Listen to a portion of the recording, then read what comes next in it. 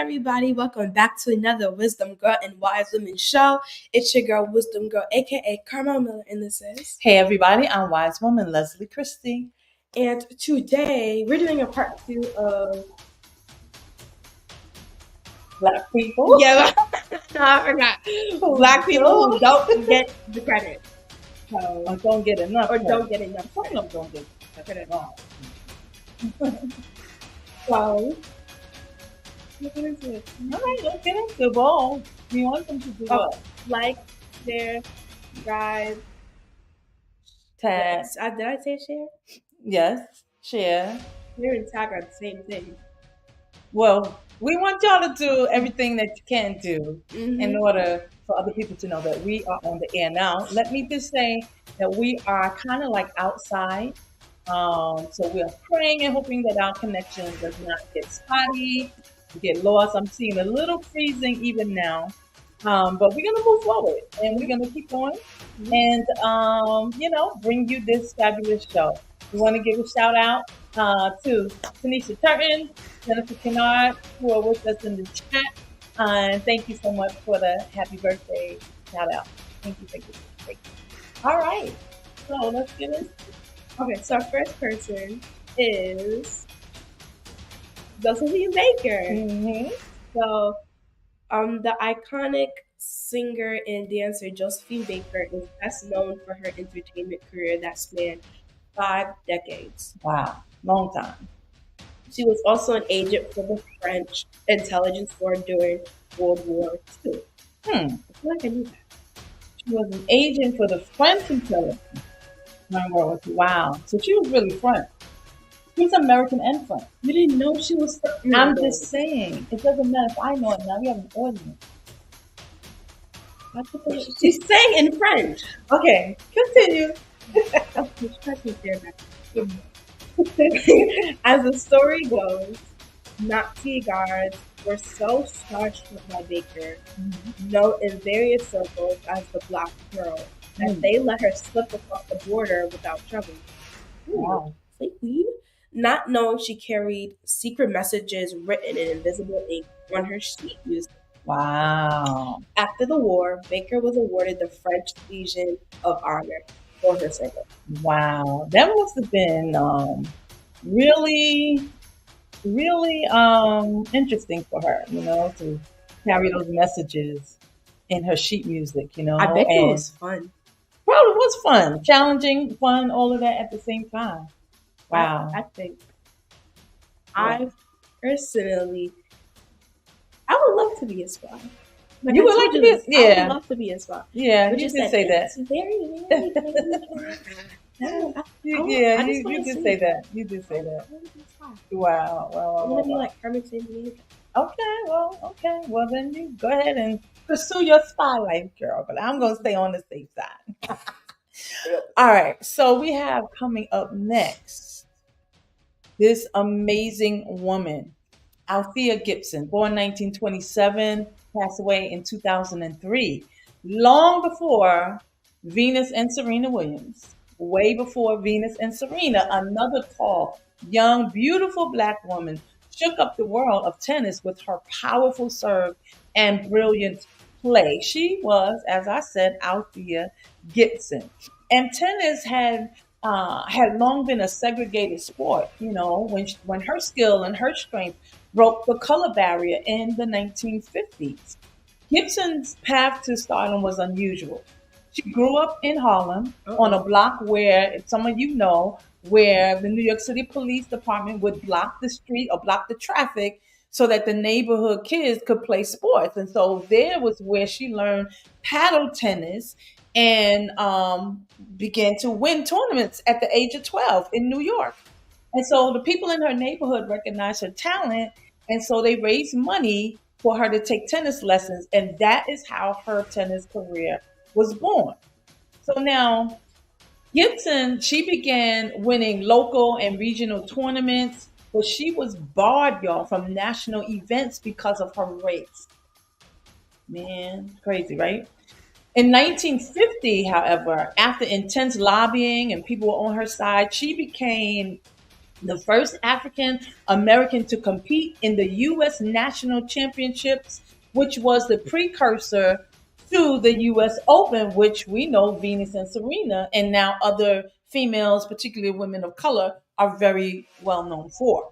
And so in 1956, Gibson became the first black player, not just the first black woman, but the first black player to win a Grand Slam tournament, the French Championships. Come on, girl, do your thing.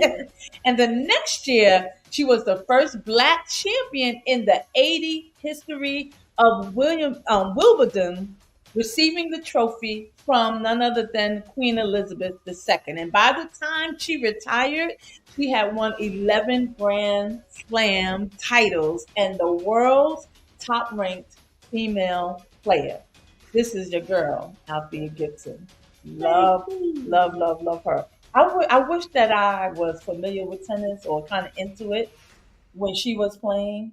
You know, obviously, I was young. You know, when she I was not when she was born, but when she died. Well, in the 50s, you're right, at the top of her game. No, I was not alive. But you know, just being able to go back and see the history that she created. You know, I didn't really know about her until I was in high school years later. All right. What about you? What you got? What you got for us? Next, Who's next? Who's we next? have Sadie Tanner Moselle Alexander. Whoa. So, that name is wrong. Whoa. Her name is Sadie Tanner Moselle Alexander. Whoa. Yeah, that's a fly name. That's a fly name. And she's fly. Look at her. Come on, girl. Look at her. She's fly. Okay, so she was born in 1898, and she died. Why'd you say that? No, because she died in 1989. Wow. Okay. Slay Queen. She's 91. And she lived a good life. Okay. To say that Sadie Tanner Moselle Alexander shattered multiple glass ceilings is an understatement. Ooh. Okay. Slay Queen. The Philadelphia native was the first black person in the nation to earn a PhD in economics in 1921. Oh, that right there is amazing. That's dope. That's amazing. Yeah. So PhD in economics in 1921. A Forget black person? Come on. it. A black woman? Forget it. That's crazy. 3 years later, she earned a law degree and went on to become the first black woman to pass the Pennsylvania bar. And practice law in the state. Wow. Slay Queen. Alexander accomplished all of this while facing bitter acts of racial prejudice. Yeah, right. Of course. As a first-year undergraduate at the University of Pennsylvania. Oh, by the way, just fun fact: Pennsylvania was the first place where the first ever HBCU was done. Okay. So. Oh, girl. Okay. She was told that she couldn't check books out of the school library. Wow. And a dean at the University of Pennsylvania School of Law lobbied against her being selected to join the university's law review. Wow. She persevered and made the law review. Come on, girl. That's what I'm saying. Yes. Alexander's accomplishments were chronicled by the Urban League. In Negro Heroes. Okay. It's a comic book showcasing influential Black Americans, where she was named Woman of the Year in 1948. I didn't know they had it back then. Okay. They had that back then. Apparently so. By the time of her death at 91, Alexander had been awarded 7 honorary degrees. Wow. And had taken her rightful place as a revered champion of equal rights. Wow. That's awesome. So tell us in the chat if you've heard, whether you're on Facebook or if you're on YouTube, if you've heard of any of these people that we're talking about, we're highlighting today. Yes. Some of them, in our research, we just learned about, but, it's good to know other people rather than usual folk that you learn about in school. Martin The Luther same, King, no shade to Malcolm them. We X, love them. They Rosa did Parks. amazing things, and we could not be where we are without them. But so many more people have contributed to the building, to the freedom for Black people, but the building of America and beyond. And we got to give them their props, and that's what this show is about. Mhm. All right. So next, my dude, My my God, Howard Thurman. Howard Thurman. Now, I know a lot of people, unless you are into theology, you might not have heard of Howard Thurman. Howard Thurman was born the year after Mercedes, 1898. No, I'm sorry, 1899, and passed away in 1981.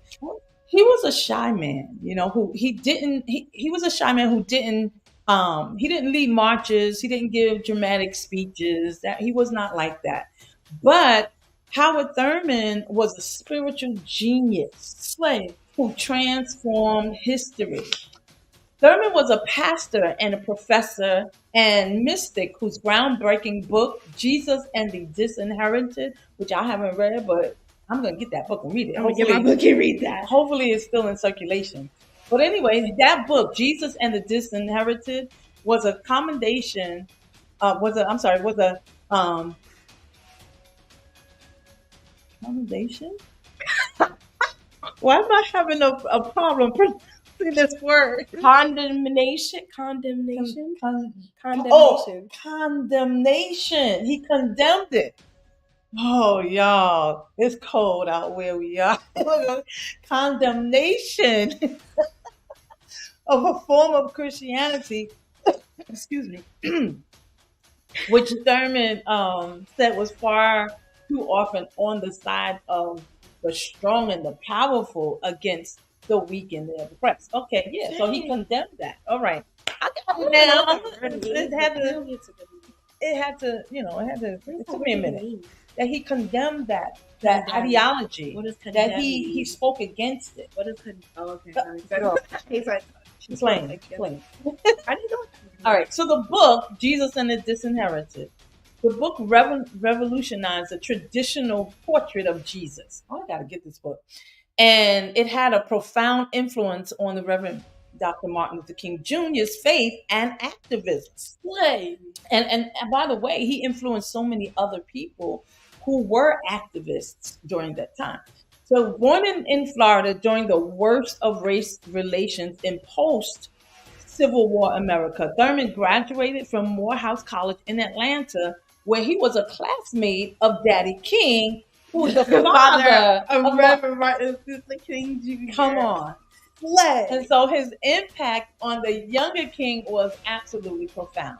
Thurman was the first African-American pastor, listen to this show, to travel to India and meet Mahatma Gandhi. A lot of people credit that to Dr. King, but that it was Howard Thurman who was the first to meet Mahatma Gandhi. And so he was one of the first pastors to inspire King to merge Gandhi's philosophy of nonviolent resistance with the civil rights movement. Mm-hmm. And Thurman's concepts about nonviolence and Jesus are peppered and spread all throughout King's writing. So Thurman's life was proof that all sorts of people could become influential leaders in the civil rights movement, which is exactly what we are trying to say throughout this series.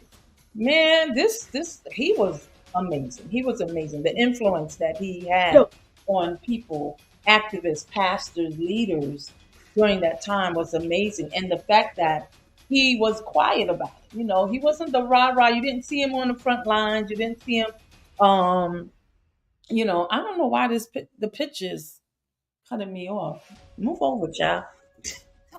No. But he wasn't that person, to be in the front. He wanted to be in the back, and yet he had so much influence over those who were in the front. Anybody heard of Howard Thurman? All right, haven't heard it. Yeah. Okay, so we're doing some good stuff. We're bringing some knowledge to people about people that nobody talks about, or few people talk about. All right, so. I What we know got him. here? Gordon Parks. Wait, before you talk about this man right here I do. was amazing. I mean, the things he accomplished was incredible. All right, I'm just mesmerized by him. Okay, go ahead. I know. I should know about people. I should know about people like him. I'm glad I do. Because, okay, he was born in 1912 and died in 2006. Oh, I don't know why.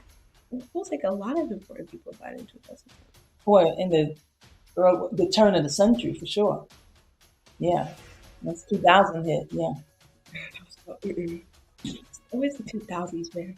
Anyway, for much of the mid 1900s, it seemed like the world learned about Black America through the eyes of Gordon Parks.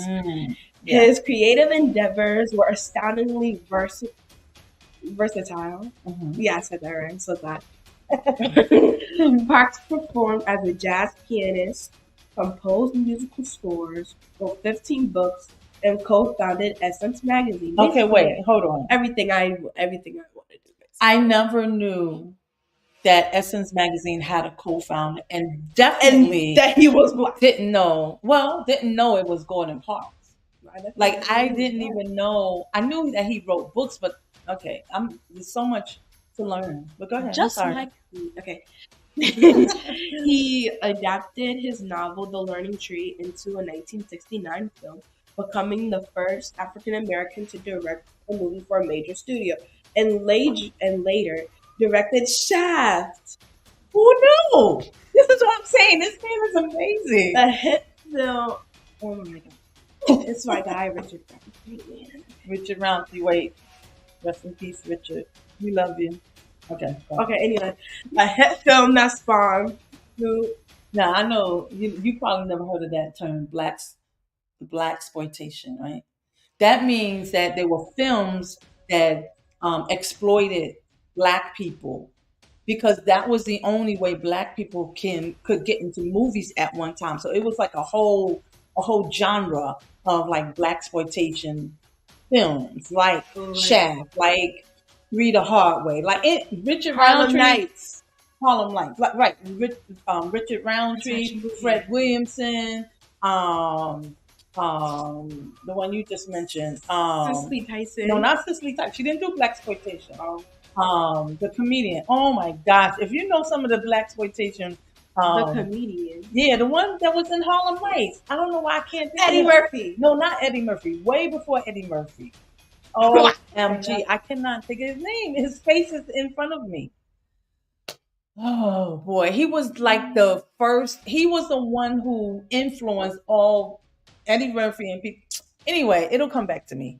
But anyway, the amazing thing is that Gordon Parks, who by the way, which you will say in a minute, was not even. That's not how he got his fame from the books he wrote, the movies he directed, and all. That's not how he is famous. What he's famous for today. But yeah, this is man. I'm sorry, I cut you off. Anyway, Continue. but he reached his artistic peak as a photographer, That's what I'm saying. and his intimate photos of African American life are his most enduring legacy. Yeah, for sure. After buying a camera from the pawn shop at 25, Parks began snapping away. Mhm. His images of life on the Chicago South Side in the early 1940s won him a job documenting rural poverty for the federal government. Documenting what? Rural poverty. Oh, rural poverty. There's too many Okay. R's. Rural poverty. Okay, I didn't understand what you said. For the federal government. Okay. Parks' photos evoke the humanity of his subjects, inspired empathy and activism.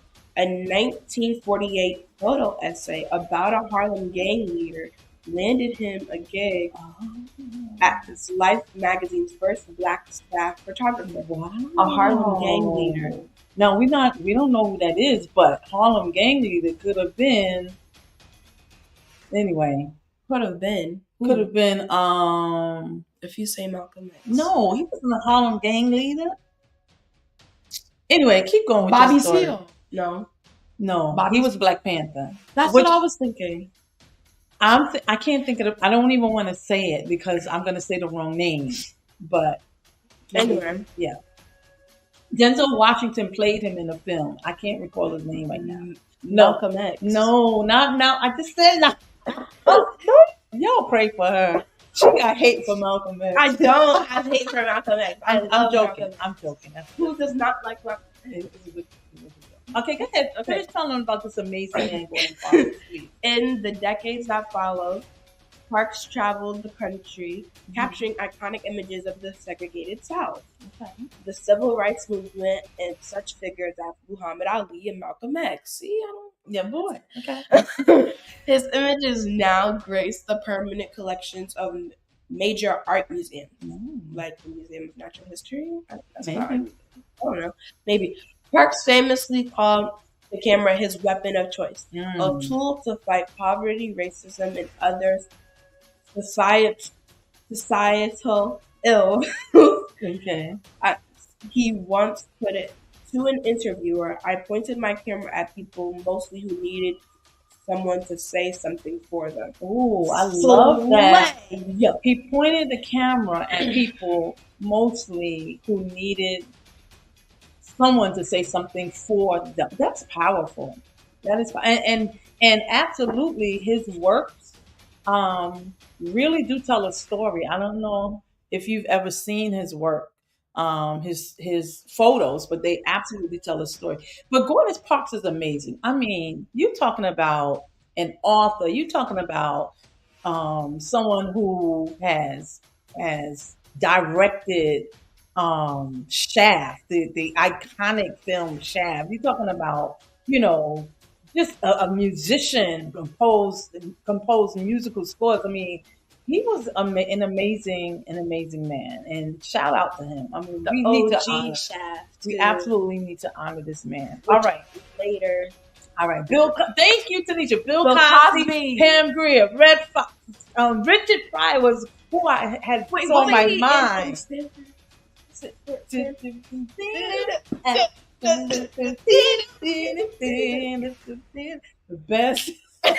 The best theme to a sitcom ever. I'm sorry. Some have the best thing. Anyway, okay, sorry, y'all. I think that was the best. I gotta watch. Wait, no. I think Good Times had the best.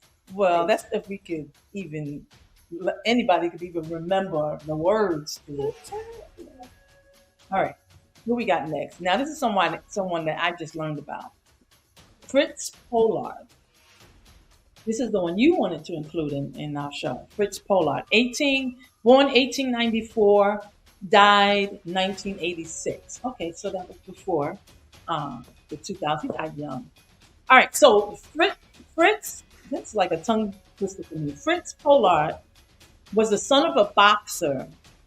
And he had grits in his veins. He had grits in his y'all. He had grits in his Anyway, at 5 feet 9 inches and 165 pounds, he was very small for football. But that didn't stop him from bulldozing barriers on and off the field. Pollard attended Brown University. Come on. Brown University, where he majored in chemistry and played halfback on the football team. He was the school's first black player and led Brown to the 1916 Rose Bowl, although the porters refused to serve him. The porters are the people who work, just in the trains. Mm-hmm. They refused to serve him on the team's train trip to California. So after serving in the Army during World War I, he joined the Akron Pros of the American Professional Football Association, which later became the NFL. Come on. He was one of the only 2 black players in the new league, which is the NFL at that time. Fans used to taunt him. They would, slur racial epithets and all of that. And opposing players tried to maim him. I mean, they trying to, Lord, what does that even mean? Meaning they trying to literally destroy, rip his bones out of his body, break his arm, his leg, his knee. They literally tried to destroy this man. My God. But Pollard A swift and elusive runner, think Deion Sanders, think O.J. Simpson. He often had the last laugh. Come on, because he didn't allow them to do what they were trying to do to him. He was too fast, too talented on the field. He said, I didn't get mad at them and want to fight them. I would just look at them and grin, and then the next minute run for an 80-yard touchdown. Come on. That's what I'm saying. Slut. No harm. Oh. In 1921, while he was still a player, the team also named him its coach, the first African American head coach in league history. And they, well, okay, we ain't even gonna get to the NFL and how they don't like to hire black people as coaches, but they doing better now. They doing better. All right. So over the next 7 years, Pollard coached 4 different teams and founded a Chicago football team of all African American players. And later, he launched a newspaper and ran a successful investment firm. Pollard was inducted. We're tongue tied, y'all, because it's mad cold. We're freezing out here. Pollard was inducted into the Pro Football Hall of Fame in 2005. It took a long time for them to induct him. Of course. But, thank God they did. I'm not surprised. Yeah, me either. Anyway. All right. That's amazing. I got something to say about all these people we're talking about after we finish. If we can. Oh, my gosh. We always running out of time. All right. Let's speed it up. Okay. Frederick McKinley Jones. He was born in 1983 and died in 19... He was born in 1983. I said 1983. In 1893. And then died in 1961. Frederick McKinley Jones was orphaned by age 8 and raised by a Catholic priest before he dropped out of high school. Wow. That didn't stop him from pursuing his calling as an inventor whose work changed the world. I wonder what he invented. What you about to talk? A curious youth with a passion for tinkering with machines and mechanical devices, he worked as an auto mechanic and taught himself electronics. After serving in World War I, he returned to his Minnesota town and built a transmitter for its new radio station. Oh, okay. And this caught the attention of a businessman, Joseph Numera, who offered Jones a job developing sound equipment for the fledgling movie industry. Okay. On a hot summer night in 1937, Jones was driving when an idea struck him. What if he can invent a portable cooling system that would allow trucks to better transport perishable food? In 1940, he patented a refrigeration system for vehicles, a concept that suddenly opened a global market for fresh produce and changed the definition of seasonal foods. Wow. He and Numero parlayed his invention into a successful company, Thermo King, which is still striving today. Wow. It also helped open new frontiers in medicine because hospitals could get shipments of blood and vaccines. Before his death, Jones earned more than 60 patents, including one for the portable X-ray machine. Oh, wow. In 1991, long after his death, he became the first African American to receive the National Medal of Technology. This, you know what? This is amazing. We don't have time to do the last one, so you know what? Let's just do it real quick because what I do here because it's important. Or what do you think? Whatever you think. But I got something to say. We should post it. Huh? We should post to the Shmushi at this point. Okay. Time. We should just post. All right. I messed something up here. All right. So we're going to show y'all the next person we wanted to talk about.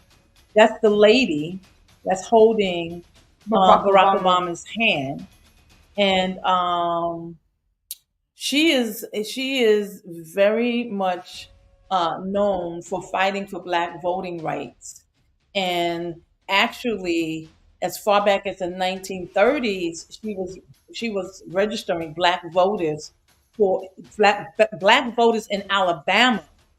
Uh-oh. And she took a brave undertaking that could have cost her life in the Jim Crow South. And so she was honored by um, President Obama in March 2015, when they, crossed the Summer Bridge again for the 50th anniversary of Bloody Sunday. And she died 5 months after that anniversary at 104 years old. But what I want to say is all of these people did more than one thing.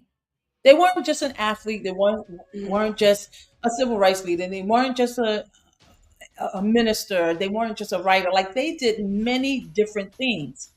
And I wish today that we would encourage our young people and older people, to not limit yourself, to do whatever your mind can create and can conceive to do. No one limits you but you. I mean, you have one person being an athlete. Think about Paul Robeson, who we didn't talk about. Paul Robeson. Yeah, he was an athlete. He was an attorney. He was an artist. He was an opera singer. He was all of these things in one lifespan. Who said something is wrong with us as a people when we begin to restrict ourselves and think that we can only do one thing? No, you can do whatever your gifts and your talents say that you can do, and you could do it for as long as you want to do it until God says, I got something new for you. And this is what's so inspiring to me about all of these people that we mentioned last week and we mentioned today, that they weren't just one time wonders, or they didn't do just one thing. They did whatever they could do, whatever they was gifted to do. And so, y'all, let's do whatever we're gifted to do. Let's not, regardless of your age, regardless of whether you're young like Carmel or older like me, or regardless of your educational, where you are educationally, because the one who built the refrigeration system, he dropped out of school. Like, he wasn't educated. He was often at 8, right. So we just limit ourselves. It's up to us. So, let's go ahead and encourage other people. Just go and be and do and thrive, and and let God do some great, amazing work through you. Period. Well, are we doing what I think we're doing? I guess. I'm not sure. Okay. Come on. I'm going to stop the music. Okay. And you can go ahead and... Don't forget to like, share, and subscribe. And follow us on all social media platforms at Wisdom Girl Wise Women. And we will see you guys next week for show number 99. Show number 99, the first Saturday in March. Thank y'all so much for hanging out with us a little bit longer than 30 minutes today. And we'll see you next week. Bye-bye, everybody. Sorry. I don't know what's happening. I'm trying to cue the music in. All right, here we go.